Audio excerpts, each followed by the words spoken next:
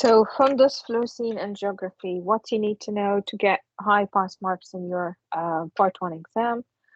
So the sodium fluorescein is an orange-red dye. This is how the vial looks like. What you need to know is that the usual dose that we use is 500 milligram, which is the whole vial given as a bolus over 5 seconds. If you have a child, the dose is adjusted to be 35 milligram per 10 pounds of body weight. This is, of course, injected intravenously. This is how the setting is when you're doing the fundus, fluorescein, and geography.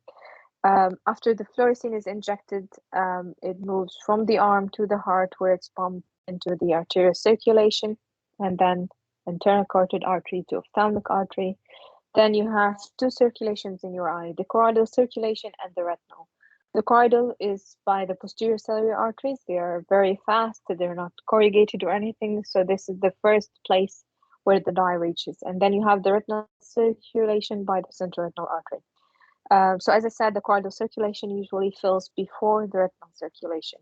And the patient has to be very well adjusted on the machine itself while injecting, because let's see how fast you need to capture the image.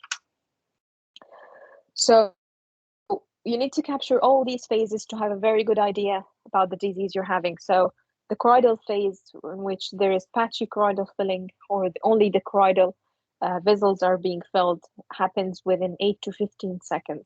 Within 10 to 30 seconds, the retinal arteries gets the dye, and then the artery pushes to the capillaries, and then the capillaries will then give to the venules, and then everything will be finished in about 20 seconds. And so you really need the patient to be very cooperative to have very good images. Otherwise, you just get the late phases of the fluorescein, and many valuable information is lost. So let's have images of every phase, because they can show you an image and ask you which phase this is from the fluorescein and geography. So we have the first image here. As we can see, we have the retinal vessels. They are black. Only one of them is white. So this is the ciliary retinal artery, which is only present in about 20% of people. So it's not very common to see it. And bright areas is a bit patchy, so it's not very full. So this is the choroidal phase. You're having the choroidal circulation diffusing the dye. And then the second image over here, we have the arterial phase. Only the arteries, which is usually thinner than your veins, is the one filled, but the other one is still, the veins are still black. Then you have the capillary phase, in which the fundus starts to be basically whiter than you have it in the choroidal phase. So the choroidal is very patchy, things look like it's dirty, but things get cleaner in the capillary phase, but still you don't have filling of the veins. And then you have what's called early venous phase, or laminar, because the thing that gets the dye first is the wall of the vein. So you can see here that the wall is delineated white, but still the lumen is black. So this is the early venous phase. And then you have the mid-venous phase, in which you can basically see that everything now is filled with dye. The background is filled with dye, the vessel is filled with dye. And then this is the late phase, which you can take it after 10 minutes, showing weaker fluorescence. And the optic disc gets a bit white, which is called optic disc staining. It's normal if it happens in the late stage. So they can show you any image of these and ask you what stage of the fluorescein is this one. Another question that has to appear in the exam: what are the wavelengths of light involved in this test? So you need to memorize two numbers. 490, this is the excitation, or the blue filter that you use, and then the peak emission is around 530 nanometer. The dye is yellow to orange red in color, and one of the also high yield question is that the fluorescein is 80% protein bound in circulation.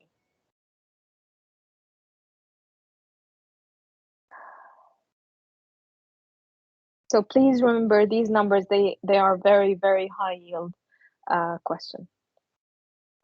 One other question, what are we testing? So why do we do a fluorescein angiography? Why do you need to put a cannula inside your patient arm and do an invasive test when you have something very fabulous like the OCT taken in 1 second without harming your patient? So you're testing the blood-retinal barrier. You want to see if your blood vessels or the barriers that prevent blood from leaking or blood constituents from leaking into your retina, is it healthy, is it intact or not? This cannot be shown very well in many other diseases in which you have any co-pathology happening and you want to see if there is leakage or not, if this is blood or not. All of these things can be tested by the fluorescein angiography. So you have the blood-retinal barrier. You have two barriers in the retina that prevent blood or its constituents from flowing into your nerve cells, which are the photoreceptors and bipolar and ganglion, all of these. You have two types. The inner, which in the inner retinal layers, which is the tight junctions between the retinal capillary endothelial cells. So these tight junctions are your inner blood retinal barrier. The outer one is your strong, tough RBE, your single cell layered epithelium that is very important to your eye. So the tight junction here is the outer blood retinal barrier. So this is a very high yield question. What is the inner blood retinal barrier? What is the outer one? You should really know this. This is like a question in your pocket. One other question that came before, what does a tight junction, we said this is a tight junction, what does it prevent the passage of? Is it water, ions, peptides, proteins, or all of the above? And the answer, of course, all of the above. It prevents everything from going through. Only the things that the cell will pick to move between its sides will be moved. Other than that, nothing will pass. There is another a definition you need to know that comes in the exam, something called autofluorescence. So what is auto? Auto means that you have this bright structure before you inject the dye. So it appears with just putting the barrier or the filters or the camera in place before the injecting the dye into your patient. So you take an image and you see something bright like this in your optic nerve. Again, this is an optic disc drusen. So autofluorescent can be by disc drusen, by lipofuscin, by astrocytic hamartoma. These three things come in the MCQ. They can ask you which of these things can cause autofluorescence. You need to remember the optic nerve head drusen because, as I said, it is one of the ways to differentiate between drusen and papilledema, the autofluorescence and the ultrasound that we have seen in the beginning of our session. I want you to also note one thing. This is not the same as red-free photograph. So how can you differentiate between the autofluorescent image or an image before injecting the fluorescein dye and a red-free image? So look at the optic disc. If the optic disc is bright, this is a red-free photograph. If it's black, then this is just with the barriers of the fluorescein before injecting the dye. Another term that you should be familiar with is pseudofluorescent. What if you have pseudofluorescence? This means that also it happened before injecting the dye, but this is because the mismatch between the filters that you've put the exciter and the barrier filter, there is overlap, and so things are brighter or more white or shiny, but it's false fluorescence because we didn't inject the dye yet.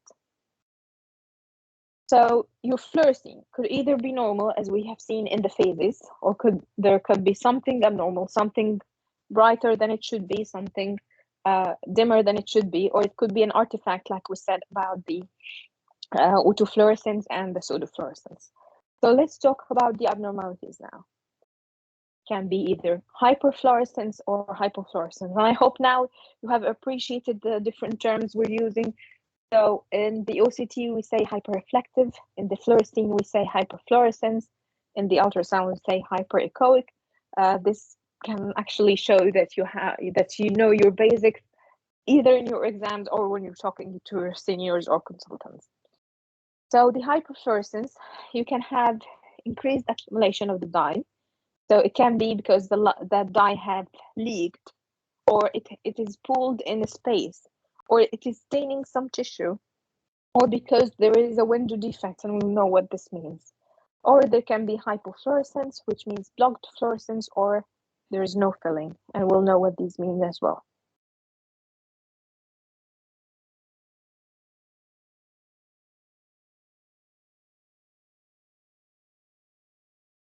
So the first thing that you need to know is leakage. Leakage is that the dye has escaped from your blood vessels into the tissues around it. So for this dye to escape, you either have a disrupted blood-retinal barrier, or you have abnormal vessels that are leaking because they are abnormal vessels from the start.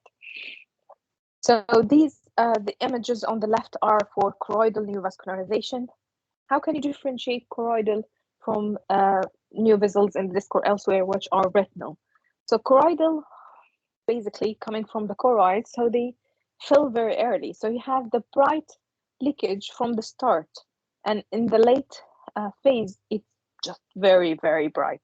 But in the neovessels, as you can see on the images on the right, you can somehow appreciate that there is an abnormal vascular structure, and then it starts leaking in the late stages. So we have earlier leakage from the choroidal neovessels, but of course you will not need to diagnose this just from an image. You'll have some kind of history with it to be able to say this is choroidal or this is retinal neovessels. So leakage would show a gradual increase of fluorescence and increase in size and intensity. So it starts as a small white dot and then increases in size. So this image is a very, very common image in an exam. It's called, it has a very specific name. It's called smokestack, as if you have a smoke coming out of a chimney over here. So it's called smokestack leak in the case of acute central serous retinopathy. This is one of the most common images to come in the exam. So this is an example of having leakage. Or you can have pooling. So pooling is accumulation of the dye in an atomic space. So there's a space and the dye is just filling it. It can be in subretinal space, like this area over here. So the subretinal space is usually having diffuse borders. Diffuse is everywhere, but if it's under the pigment epithelium, it will have distinct borders. And also you will have like a history or OCT to understand more if it's pooling or not. Or it could be staining. So staining is accumulation of dye in a tissue. So it's not leakage of the dye, it's that we have a specific tissue in the eye that is just accumulating the dye inside of it. So to have an accumulation, that means it's usually seen in the late phases because it needs time to accumulate. So one of the most common things is showing you drusen or scars. These things will light up in the late phases. And as we said, in normal, the optic disc will show some late staining in the end. The last type of hyperfluorescence is a window defect. So what does that mean? It means that we have very good, very hyperfluorescent choroid, because the choroid is full of capillaries, is supposed to be very bright. But we have the retinal pigment epithelium on top of it, preventing the hyperfluorescence of the choroid to appear to you. But what if you have atrophy of the RPE, like in geographical atrophy, in macular degeneration, like in this patient? So you will have a window defect. It's like you're having a window, making you able to see how hyperfluorescent your choroid is compared to your normal retina. So it causes early hyperfluorescence, which fades during the late stages because it fades with the choroidal circulation. So as the fluorescein dye is washed away from the choroid, it will be washed away as well. So this is the window defect. And then what if we have a blocked fluorescence or filling defect or anything that means we have a black area in the fluorescein image? So it can be a filling defect. If you can see here, this is a coloboma, area of an atrophy of the choroid and the retina. So there is nothing there. There's no vessels to be filled with dye to show us any white reflectance. So this is a filling defect. Or you can have a blocked fluorescence. they will always show you the fundus image if they want you to say this is a blocked fluorescent. They will always show you the image of blood or an image of a tumor or an image of anything that is blocking the whole image behind it. So if you can appreciate how the blood is formed over here leveling, so they will show you the image of the fundus and then the image of the fluorescein and then ask you what this is. This is blocked fluorescence due to hemorrhage. This has appeared in a previous exam asking you what are the signs. If you have worked like for a month in an ophthalmology clinic, you will definitely have seen a central vein occlusion patient. So you have the vein, the main retinal vein got occluded, so the whole blood coming into the eye didn't know where to go, so it kept spreading all over your retina. So this is, they call it typical blood and thunder appearance of the CRVO. It usually gives you optic disc swelling as well, and hyperemia and macular edema. If they ask you about the signs that you can see in the fundus fluorescein angiography, there is always this disc edema. There is hyperfluorescence over the disc. There is staining of the and dilatation of the retinal veins, and you can see blocked hyperfluorescence from the bleeding. You cannot see the hyperfluorescence of the retina or the choroid because of the dense blood. This is a common question as well. So they will give you these 4 images. They can ask about anything over these images. Let's start about the first image. What can you see in the first image? Can someone say what this is?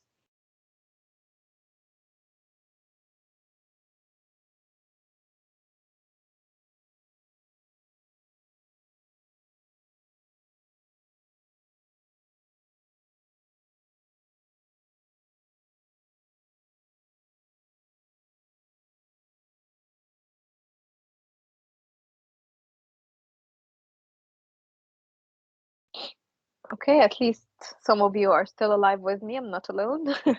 So let's take it from the beginning. Just ask yourself some questions. What am I seeing? What is this image? First, this is a red-free image because the optic disc, the edge of the optic disc is white. And there's the macula, there's the disc. So we're looking at the inferior temporal retinal quadrant. So we're only looking at a quadrant. They're not showing us all of the optic disc or of the macula, so they want us to focus on a localized pathology. As I told you, the first image is the red-free fundus image. So always identify the type of image you're seeing to avoid any confusion later on.